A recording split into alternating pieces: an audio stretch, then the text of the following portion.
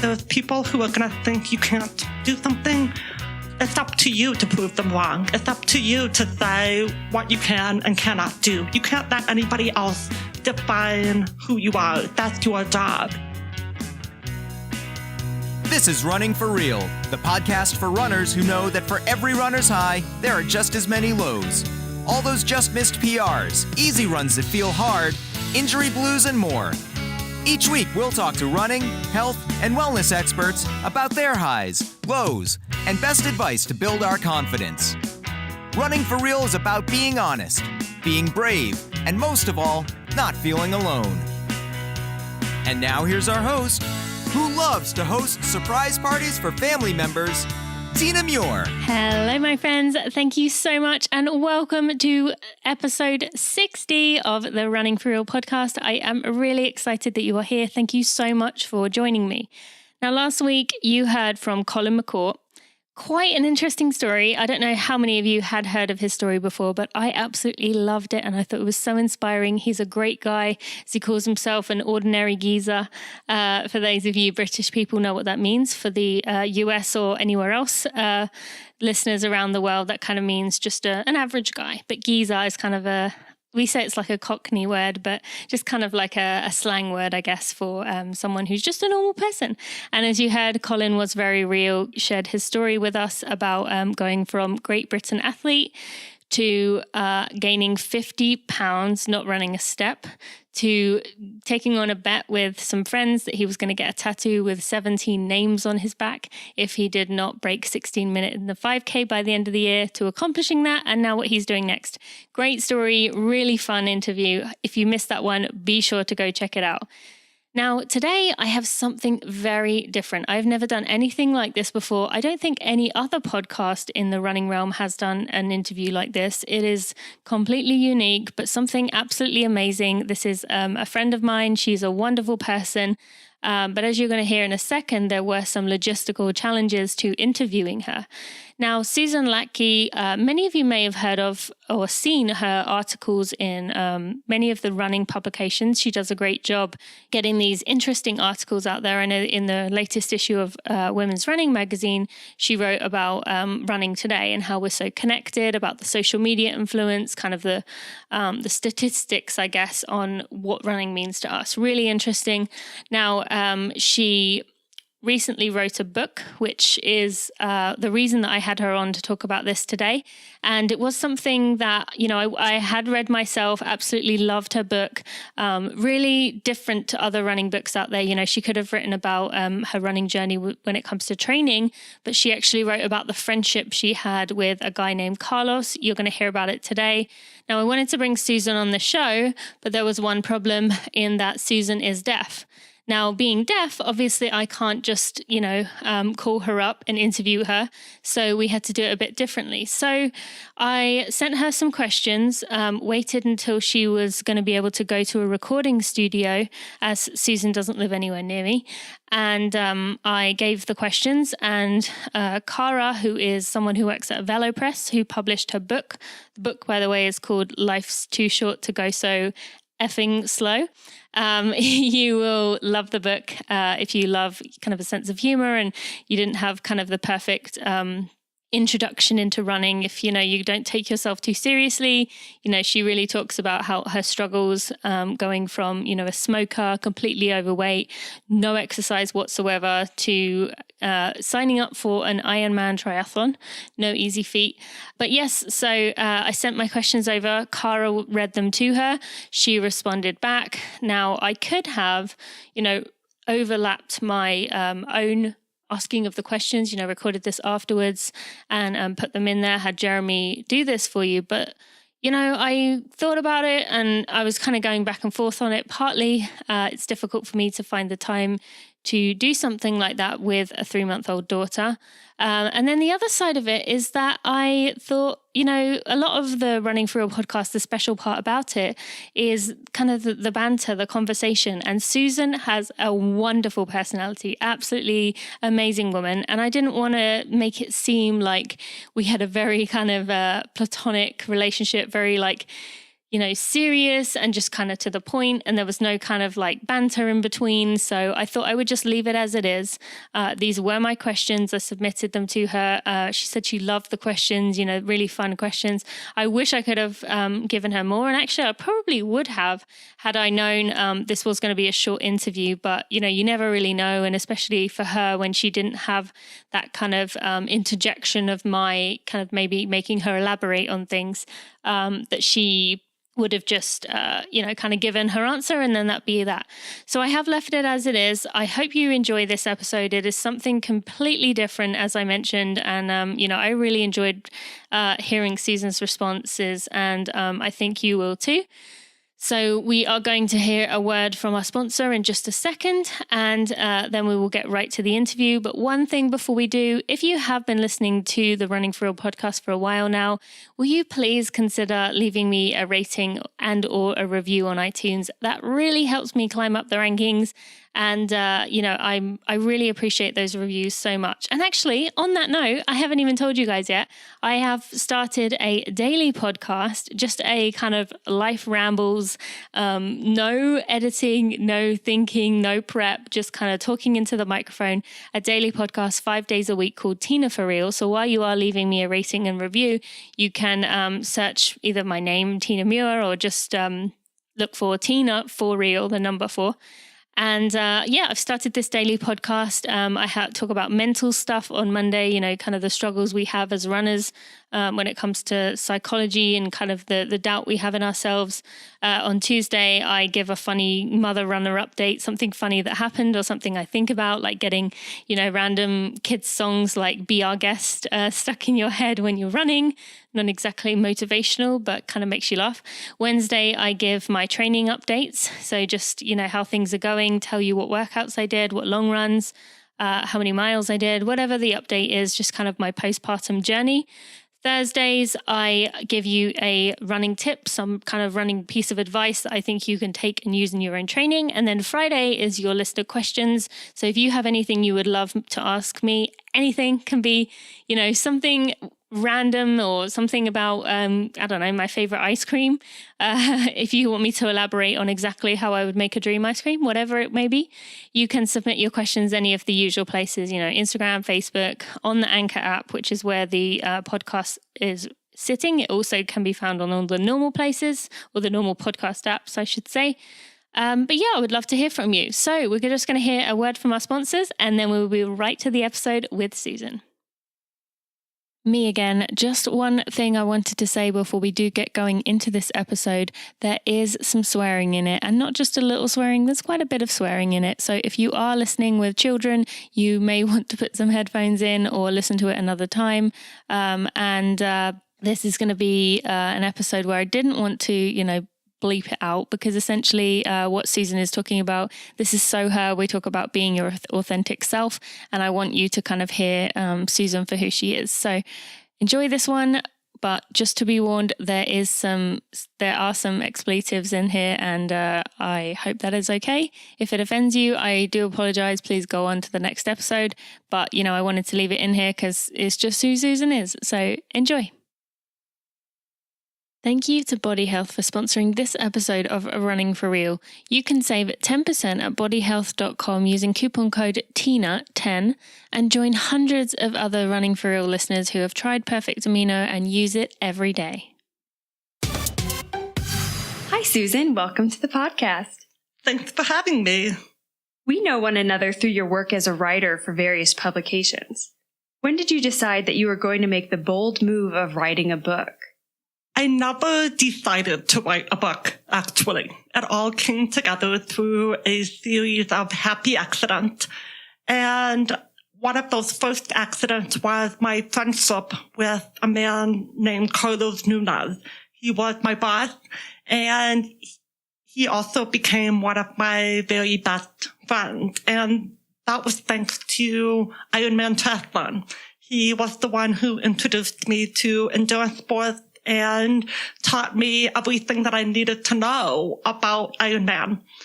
But he taught me a lot more than that during 10 years of friendship.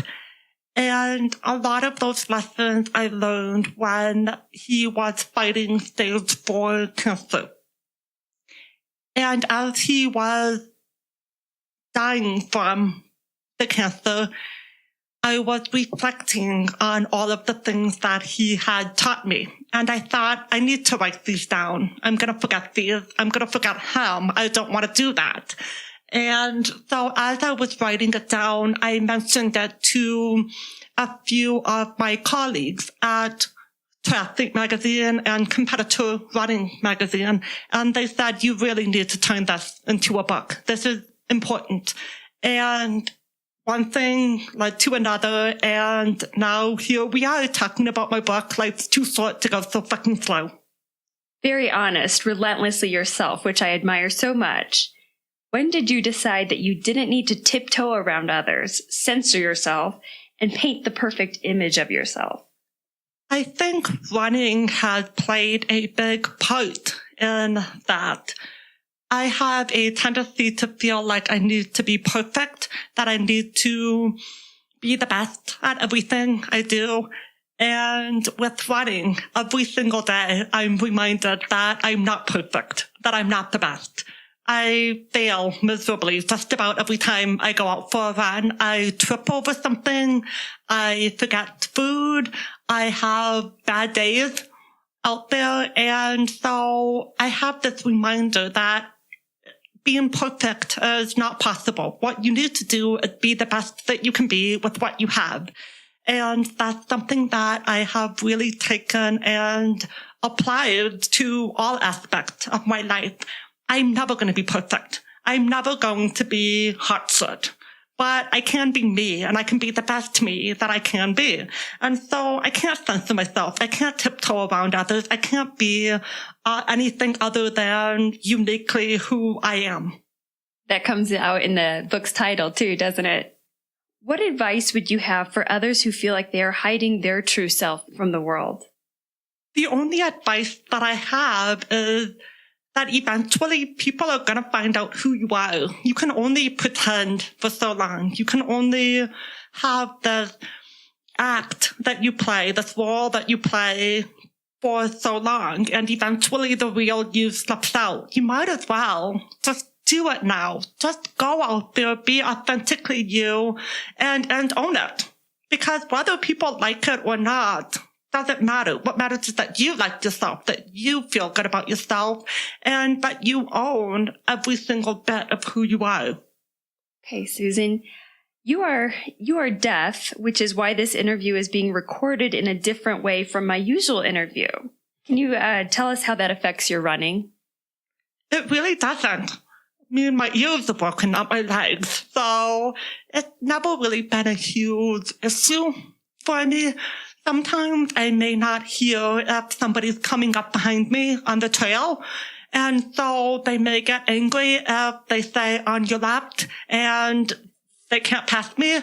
But they usually run away just thinking I'm an asshole. They don't figure out that I'm deaf. And to be fair, I am an asshole too. So in the grand scheme of things, me being deaf doesn't really affect my running all that much. How do you handle people trying to protect you or treat you differently? With your sense of humor, I have a feeling you don't take mollycoddling too well. I've always been really good at standing up for myself, as saying this is what I need and this is what I don't need. And that was something that my parents taught me to do from a very, very young age, where they said there's people who are going to treat you differently. There's people who are going to think you can't do something. It's up to you to prove them wrong. It's up to you to say what you can and cannot do. You can't let anybody else define who you are. That's your job. And so, no, I don't take it very well when people try to say, well, you have to be protected or you have to be sheltered in some way. No, fuck you. I can do it. I will do it. Get out of my way. Let's talk about the book's title, Life's Too Short to Go So Fucking Slow. Now, why that title? I mentioned my friend Carlos before, and he was my best friend and my training partner. And every single Saturday and Sunday, we would train together. Saturdays we would run, Sundays we would ride. And on those Sunday morning rides, I was never able to keep up with him, ever. He was so much faster than me. And usually he would ride at my speed. He would slow down. He would stick with me. And he would be very gracious about it. But sometimes he would get very frustrated. Usually it was because I was really dragging ass. I was too slow. I was whining. I forgot to eat. I was making all these mistakes. And when he was fed up with that, he would say, you know what? Life's too short to go so fucking slow. And then he would drop me. He would ride up and he would let me deal with my own drama myself because he just did not want to handle that. And so when it came time to write this book, it was a very natural title for the book. Your relationship with Carlos. You used to smoke, drink, you were a self-proclaimed whiner, a little lazy. What was it about Carlos that got you moving like others in your life hadn't been able to? For some reason, Carlos thought I could change. He thought that I could be better. He thought that I could do all of these hard things that I thought were impossible. And nobody ever said that to me. Nobody ever pushed me like that before. I don't know why he did that. I don't know why he picked me particularly. He had a tendency to raise the bar for everybody around him. So it's not like he singled me out. But for some reason, no matter how much I whined, no matter how much I complained, he never gave up on me. And so I had no choice but to step up my game and to do the hard things. I had to push through. I had to shut up and get it done. And that was really something that was life-changing for me because I just hadn't had a person in my life who said, you can do it. I believe you can do it. And I'm going to help get you there. Why did you stand out to him? He never really talked to you much before. Why did he decide he wanted to help you? I'm not entirely sure. I really don't know what it was because we were very different people. When we met, I was 23 years old. He was 42 years old. I was a chain smoker. He was an Ironman triathlete. There was really nothing that made sense about our friendship. But for some reason, we clicked. He got me and I got him. Even though we were very different people, we were able to find the mutual respect for each other. And that grew into a profound friendship that lasted for 10 years, where we were there for each other unconditionally. I loved your thoughts on exercisers before you became one. Will you share? I used to think that running was for crazy people. I thought that they were this cult. They were all hoity-toity, thought they were better than me. They were running half marathons and eating salad. And so I really hated them, actually. And I had a lot of friends who were runners. I had a lot of friends who were healthy people. I wasn't one of them. And so my defense mechanism was to make fun of them. Rather than join them, rather than learn more about them, I would mock them. And the reason I did that was because I was too scared to join them. I was too scared to do the hard thing. And so I would just make all these jokes and then avoid answering why I didn't give it a try. How did you feel once you realized you had joined this club and you were one of us? I felt kind of stupid, actually, that I had waited for so long. And one of the things that I realized was that my own insecurities had gotten in the way of me taking control of my life. I really didn't believe that I could do it. I didn't believe that I could change. And so for somebody to step in like Carlos did and say, actually, you can, was a big tipping point for me. And so now what I started doing is I started taking that role for other people in my life. And in my writing, especially, I try to make running and triathlon something that sounds achievable for every person, because it is achievable for every single person out there. You just have to take that first step. And sometimes you need somebody to push you into that first step. And if I'm that person, so be it. You could have written about this journey, about how you got fit and fell in love with triathlons, but instead you focused on your friendship with Carlos. Why? There are a lot of books out there about how running changed my life. Triathlon made me lose 70 pounds and marry a Norwegian supermodel. And the truth is that running and triathlon will not change your life. I firmly believe that. It's the people in this community who will change your life. It's the people who inspire you. It's the people who challenge you. It's the people who believe in you that will transform you.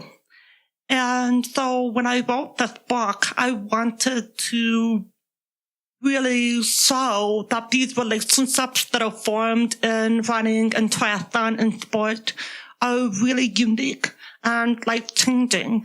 And it's something that I think a lot of us can relate to. A lot of us have that training buddy or that mentor or that inspiration who really shows us how to do more, how to be better. And sometimes those lessons come in the form of a 5K or a triathlon, but more often those lessons come when we're having the long bike rides or the epic trail runs or really challenging moments in training. And that's where we let our guard down. That's where we become vulnerable. And that's how we learn how to be human. What is it about tough training runs, rides, and swims that really show us who someone is? Honestly, I think we're tired. I think we're just getting our asses kicked out there when we have these really tough days out on the trail, and that makes us let our guard down. We get frustrated. We curse. We throw things. We kick rocks. We do all of these things that just wouldn't normally happen in polite conversation and polite company. So we see people as they really are when we're out there on these long runs or these hot bike rides. And that allows us to open up this channel of communication where we feel comfortable, we feel safe talking about other things, because this person has already seen me at my worst. This person knows what I'm really like, so I might as well just let the floodgates open and let it all out. Carlos had health complications, which ultimately led to his passing. How did you feel when you found out about his cancer? When Carlos was diagnosed with stage 4 colon cancer, it was completely shocking to everybody, because he was this Ironman triathlete who was very healthy, very fit, and here he had cancer and a terminal diagnosis at that. Like none of it made sense. And so we were just kind of flailing around trying to figure out what all of this meant. And Carlos, being Carlos, said, well, but I'm going to beat this, because that's what he did. He just said, I can do this. I can do hard things, because he had done the hard things before with Ironman and with all of his training and his life. He had overcome so much already that for him, this was just one more thing to overcome. And immediately I was so inspired by that, because I don't know that many of us would react the same way. So many of us would be, hopeless and lost and overwhelmed by this diagnosis. I don't know how many of us, when backed into a corner like that, would just start fighting the way that he did. And so, of course, I was going to fight right alongside him. Anything he needed. If he just needed somebody to, be there for him to hold his hand during chemo. If he needed somebody to bring him candy and ginger ale when he was feeling sick. If he just needed somebody to say, I can believe in you unconditionally, then that was going to be me. I was going to help him fight no matter what. I heard his voice in your head at many points during the race. How important is it to have someone you love and trust there to support you, even in your head, during the tough parts of the race? Because Carlos had told me and shown me in so many ways that he believed that I could do it. Having that banked in my head during the tough moments of a race was something that I very much relied on. If I felt that I couldn't do it, then I had somebody else out there who believed that I could. And so having that knowledge was what carried me through when I didn't believe in myself. Somebody else did. And you know what? I trust this person. They must see something in me that I don't. So I'm going to trust them at this point. I'm going to let them carry me through that. So I think it's really good to have that person who's in your corner unconditionally, whether it's your best friend, your husband, your mom, anybody, but just remembering that even in those moments when you don't believe in yourself, somebody else does. So trust that. You came to the realization that it was not about the race itself. What was it about instead? The first time that Carlos told me about Ironman, he said that he did this race and he would swim and he would bike and he would run, and it was a total of 140.6 miles. And I thought that was fucking crazy. And I asked him, how long does it take? And he said, on a good day, about 10 hours. And I said, that sounds really painful. And he got so excited. And he said, oh, but the pain is the best part. It's what lets you know you're alive. And at the time, I thought that was the dumbest thing I had ever heard in my life. But now I realize that is the best part. The pain is the best part. When you go and you suffer and you're reminded that you're human and you overcome and you hit that finish line with the realization that you did that all on your own, you moved all these miles under your own power. There's nothing that makes you feel more alive than that moment. And so, no, it's not about the race. It's about being reminded that you possess this amazing body and a life within it. And you should really be using it up. You should be making the most of it. And Carlos knew that. And he exemplified that in every single way and every single thing that he did. So, for me, when I had that moment of it's not about the race, it's never about the race, I finally understood what Carlos meant when he said, it's what lets you know you're alive. Susan, where can people find more out about you? My book, Life's Too Short to Go So Fucking Slow, is available in print, e-readers, and audiobook. You can get it at running stores or online or at susanlacke.com. When you read it, I would love to hear what you think. You can tweet me at Susan Lacke, or you can hit me up on Facebook. Great. So Tina, those are the end of the questions, but now we have your Running for Real 4 questions.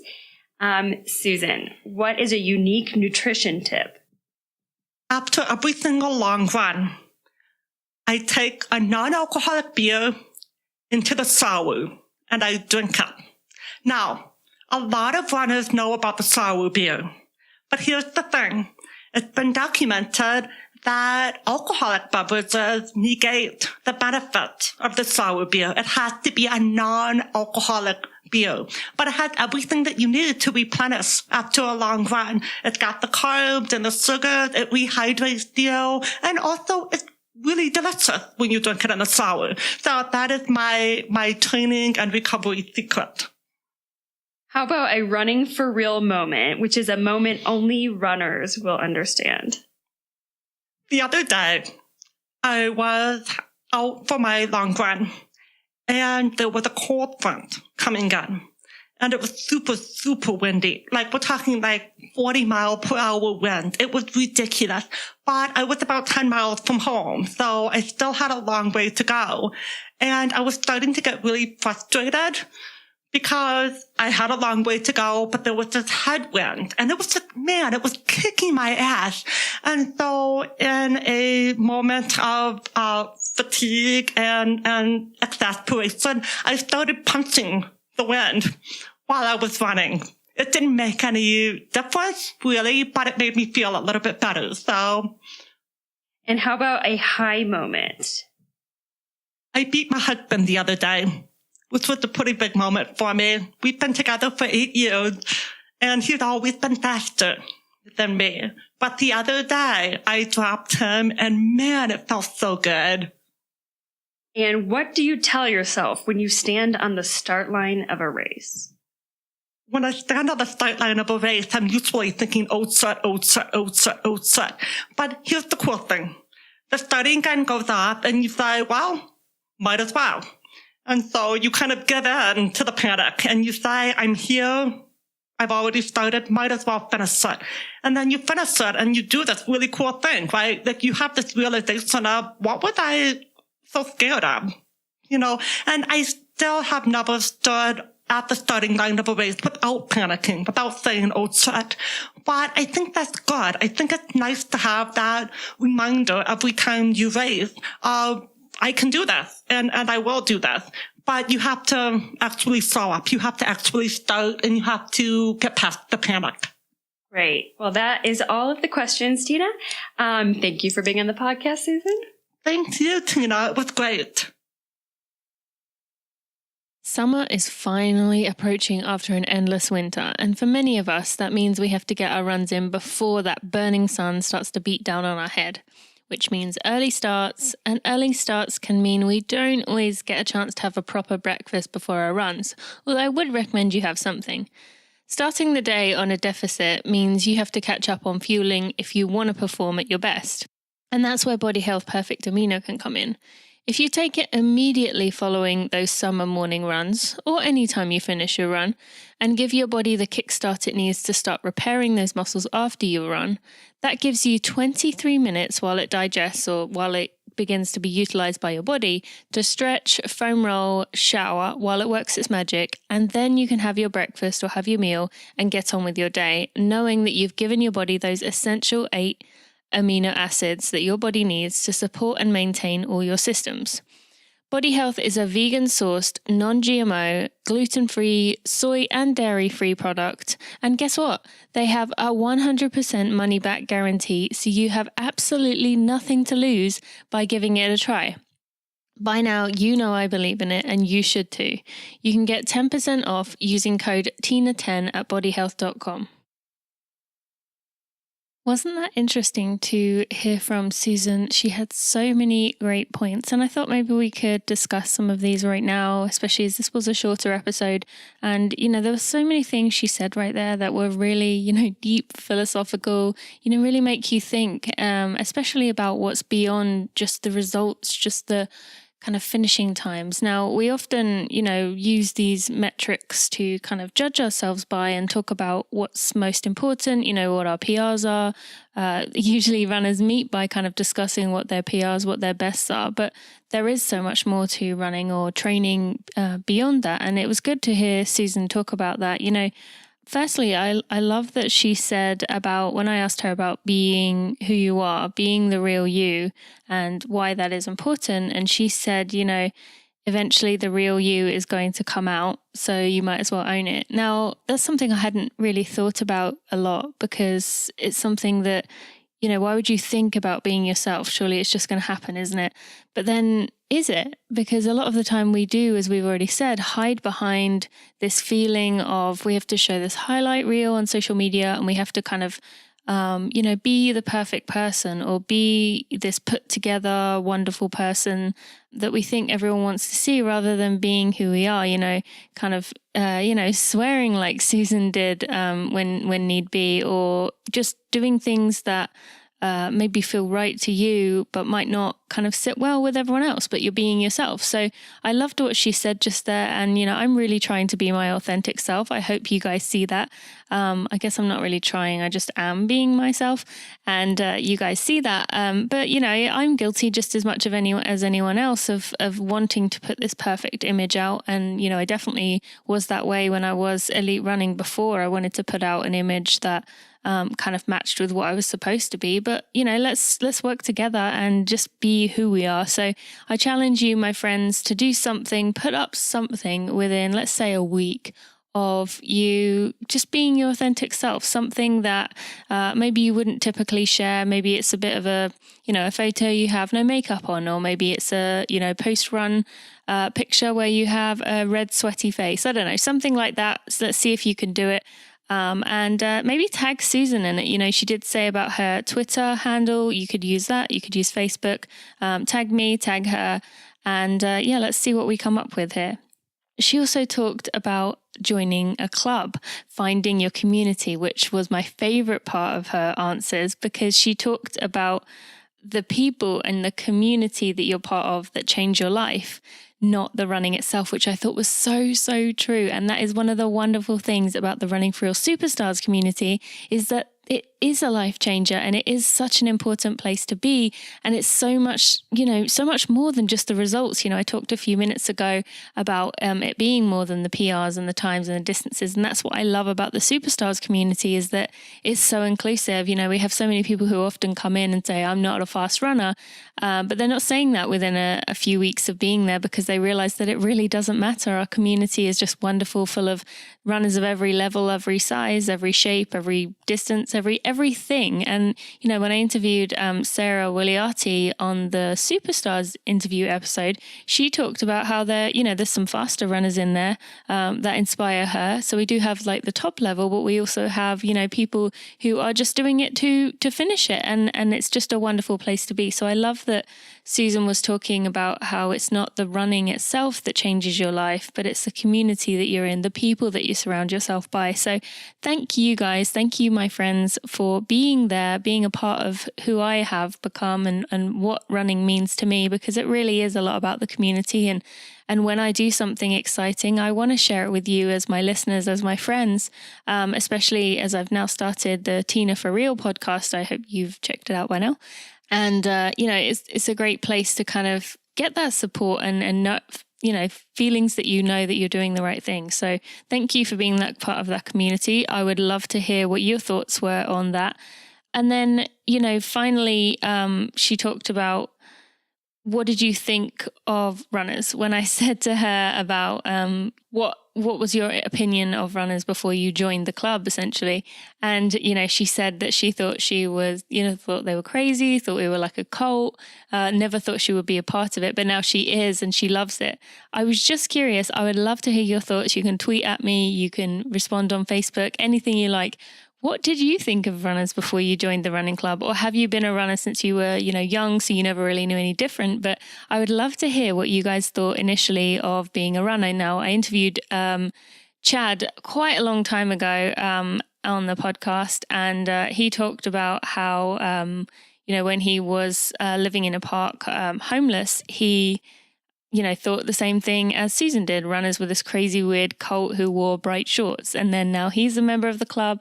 Now she's a member of the club. I would love to hear what your thoughts were on runners before, for anyone who, maybe wasn't initially a runner. So you can send those to me, and let's get some conversation going. What did you really enjoy about Susan? She talked often about having that person in your corner. I think that's what the Superstars community is so wonderful at, is giving you a whole group of people in your corner. And I often tell people to, when you're in races, imagine that the superstars are lining the streets. All those crowds that are out there are the superstars cheering you on. But what, who is that person to you? Like she said, it doesn't have to be a husband. It doesn't have to be a wife or, even your children. It doesn't have to be family who support you, but you need someone there who believes in you and wants you to do your best. So I'd love to hear who the person in your corner was when this episode comes out. So you can find links to everything we talked about today in the show notes at tinamuir.com/episode 60. And I will have links to everything Susan talked about, including her book.